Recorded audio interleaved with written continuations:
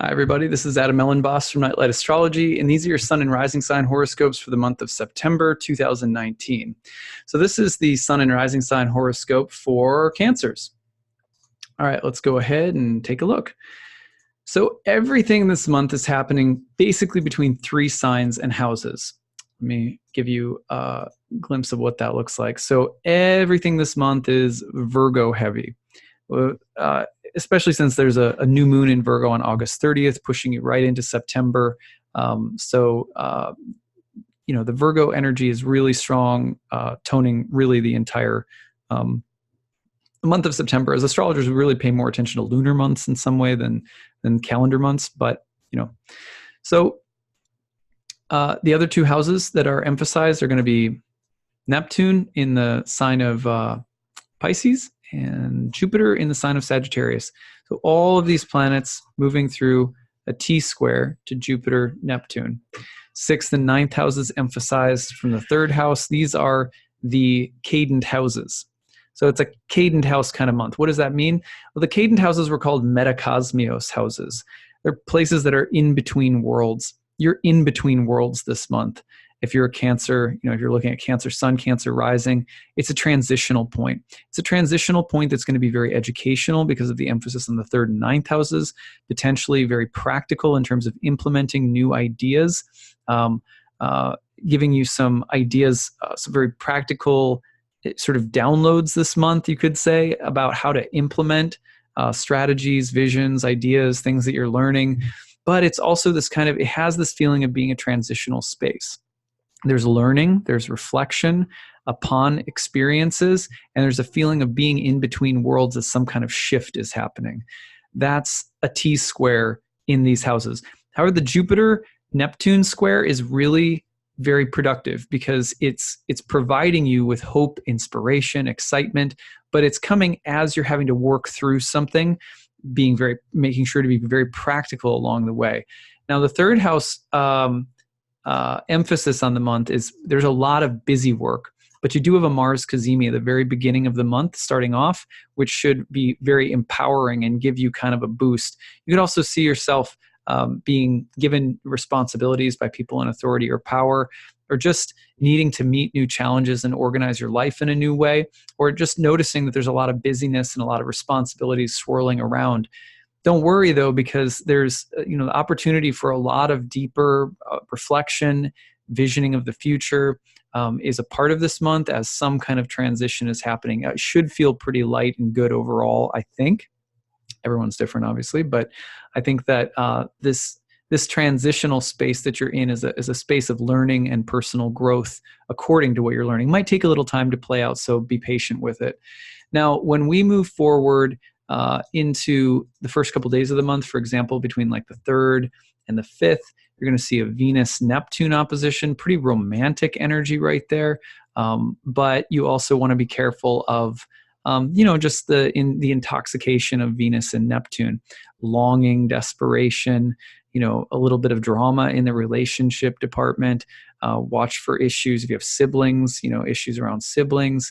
But also, just kind of being careful not to wear rose-colored glasses when Venus is opposite Neptune. At the same time, enjoy the inspiring, kind of otherworldly beauty of Venus and Neptune at the beginning of the month. All right, so that's like September 4th, 3rd through the 5th. Now, when we go forward to another set of dates here, like the 8th through the 12th, you're going to see the Sun and Mars going through squares to Jupiter. Very productive energy, but be careful of power struggles or like kind of might makes right, or just getting really more intense than you need to be about something that should be joyful. Be careful about that, but otherwise it's a pretty productive energy. And then when we're going forward to, let's see, full moon on the 14th in your 9th house, emphasizing the house of higher mind, faith, belief, travel, religion, search for the truth, the laws or rules of the universe, of the cosmos. It's a full moon with Neptune in your 9th house. This should be a moment where, it should represent maybe a kind of religious or spiritual or emotional peak of some kind. But you also want to, Neptune You want to make sure that you are holding onto the balloon. It can kind of fly away with that one. So, all right, so that's September 14th, full moon. Going forward, the end of the month, towards the end of the month, we take a really different turn. So right about this time, you're going to see on September 23rd, the sun is going to pass through the gateway of the autumn equinox, moving into your fourth house of home, family, property, where there's a lot of emphasis through the end of the month. And these Mercury, Venus, Mercury, Venus in Libra is going to go through squares to Saturn and Pluto. I like the Mercury, Venus pop into actually between like the 13th and the 15th of the month. You're going to see Mercury and Venus in a little conjunction in your fourth house. I like that for harmonious events at home or in the family. Kind of nice vibe around that one. Reconciliation, healing, agreement, harmony, beauty in the home. So that'll be there this month. Get to the end of the month, the sun crosses that autumn equinox on the 23rd. There's a new moon in your fourth house on the 28th. And lots of squares from Venus, the sun, Mercury to Saturn and Pluto at the end of the month and heading into October. That means the very end of September, you're dealing with this kind of karmic crossroads. Saturn, Pluto, the south node are not messing around in Capricorn in the seventh. They're either really emphasizing the connection between home, domestic, and relational matters right now, and probably the need to, I would just call it a balancing moment karmically. That's what I've been calling it this month. It's necessary. Saturn, it's karmic. Saturn, it's deep and potentially kind of death rebirth feeling to it. Pluto, it has the need to along with it comes the need for balance, fairness, balancing, harmony. So, kind of a karmic reckoning moment, reaping what's been sown in the past or finding some sense of resolution given some kind of difficult circumstance that we're being forced to deal with.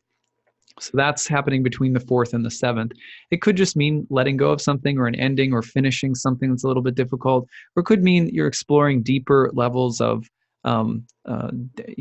the deeper reality behind the surface of relationships or family life or things related to the home and just having to deal with it. So I think the end of the month is going to be a bit more challenging for Cancerians, but working through issues around home, family, relationships, some karmic moments of kind of balancing things out. So we'll see how that works. Please let me know how it goes. I'd love to hear your stories. I have a lot of Cancer rising people in my life, actually, so I'm sure I'm going to be hearing stories from a lot of you. If you like this video, please give it a thumbs up and click subscribe, and that helps new people find the channel, and new people can be exposed to hopefully some good astrology. Okay, thanks so much, everyone. Take care. Bye.